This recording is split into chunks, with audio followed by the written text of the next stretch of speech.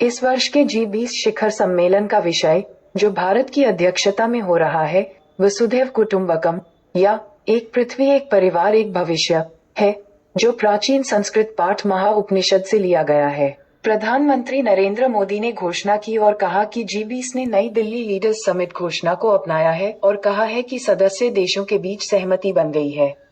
शिखर सम्मेलन के दूसरे सत्र को संबोधित करते हुए मोदी ने कहा, अभी अभी अच्छी खबर मिली है कि हमारी टीमों की कड़ी मेहनत और आपके सहयोग के कारण नई दिल्ली G20 लीडर्स शिखर सम्मेलन घोषणा पर आम सहमति बन गई है। प्रधानमंत्री ने कहा, यह मेरा प्रस्ताव है कि इस G20 घोषणा को अपनाया जाए। सदस्यों की मंजूरी के बाद मोदी ने घोषणा की कि इसे अपनाया गया है। श्री नरेंद्र मोदी द्वारा शीर्ष वैश्विक निकाय में शामिल होने की घोषणा के साथ अफ्रीकी संघ शनिवार को दुनिया की 20 सबसे बड़ी अर्थव्यवस्थाओं के समूह G20 का स्थायी सदस्य बन गया। सबका साथ की भावना को ध्यान में रखते हुए भारत ने प्रस्ताव दिया था कि अफ्रीकी संघ को G20 की स्थायी सदस्यता दी जानी चाहिए। मेरा मानना है कि हम सभी इस प्रस्ताव पर सहमत हैं। आपकी सहमति से अपना काम शुरू करने से पहले मैं आमंत्रित करता हूं AU अध्यक्ष को स्थायी सदस्य के रूप में अपना पद ग्रहण करना होगा। उन्होंने कहा, AU एक प्रभावशाली संगठन है जिसमें 55 सदस्य देश शामिल हैं जो अफ्रीकी महाद्वीप के देशों को बनाते हैं। 20 देशों के समूह ने शनिवार को एक शिखर सम्मेलन में सर्वसम्मति घोषणा को अपनाया, जिसमें यूक्रेन में युद्ध के लिए रूस की निंदा से परहेज किया गया, लेकिन सभी राज्यों से क्षेत्र को जब्त करने के लिए बल के उपयोग से परहेज करने का आह्वान किया गया। सर्वसम्मति एक आश्चर्य के रूप में आई क्योंकि समूह यूक्रेन में युद्ध पर गहराई से विभाजित है। पश्चिमी देशों ने पहले नेताओं की घोषणा में रूस की कड़ी निंदा की थी, जबकि अन्य देशों ने व्यापक आर्थिक मुद्दों पर ध्यान केंद्रित करने की मांग की थी।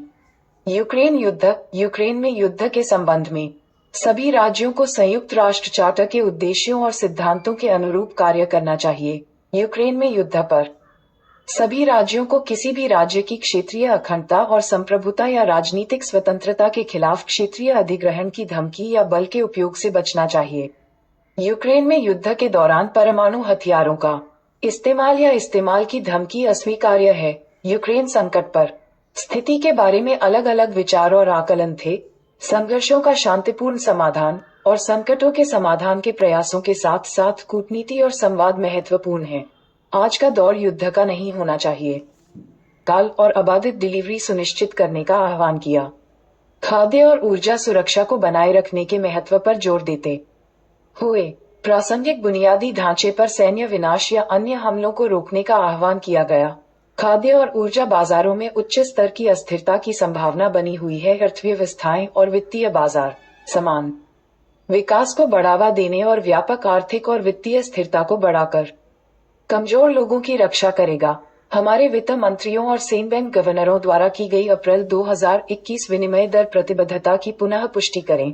हम क्रिप्टो परिसंपत्तियों गतिविधियों के विनियमन पर्यवेक्षण और निरीक्षण के लिए वित्तीय स्थिरता बोर्ड की उच्च स्तरीय सिफारिशों का समर्थन करते हैं।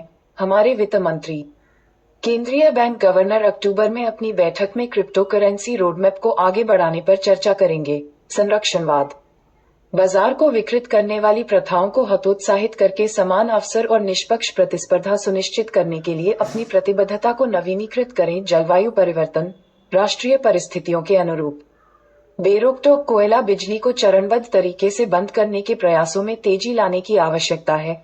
विकासशील देशों को कम कार्बन उत्सर्जन में परिवर्तन का समर्थन करने के लिए कम लागत वाले वित्तपोषण की सुविधा प्रदान करने की दिशा में काम करेंगे। 2030 तक राष्ट्रीय परिस्थितियों के अनुरूप मौजूदा लक्ष्यों और नीतियों के माध्यम से वैश्विक स्तर पर नवीकरणीय ऊर्जा क्षमता को 3 गुना करने के प्रयासों को आगे बढ़ाएंगे और प्रोत्साहित करेंगे। टिकाऊ वित्त को बढ़ाने के लिए कार्रवाई करने की हमारी प्रतिबद्धता दोहराएं। कार्बन तटस्थता और शुद्ध शून्य की दिशा में कार्बन मूल्य निर्धारण और गैर मूल्य निर्धारण तंत्र और प्रोत्साहनों का उपयोग दोहराएं।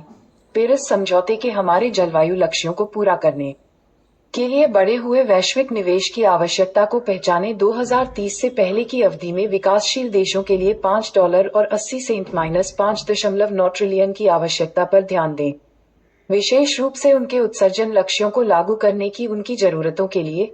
पार्टियों से 2024 में जलवायु वित्त का एक महत्वाकांक्षी पारदर्शी और ट्रैक करने योग्य नया सामूहिक परिमाणित लक्ष्य निर्धारित करने का आह्वान किया गया, जिसे सालाना $100 अरब से ऊपर किया जा सके। वैश्विक ऋण भेद्यताएं। विकासशील देशों में ऋण कमजोरियों को तत्काल और प्रभावी ढंग से संबोधित करके लचीले विकास को बढ़ावा देने के लिए प्रतिबद्ध। इथियोपिया के लिए ऋण उपचार को शीघ्र पूरा करने का आह्वान।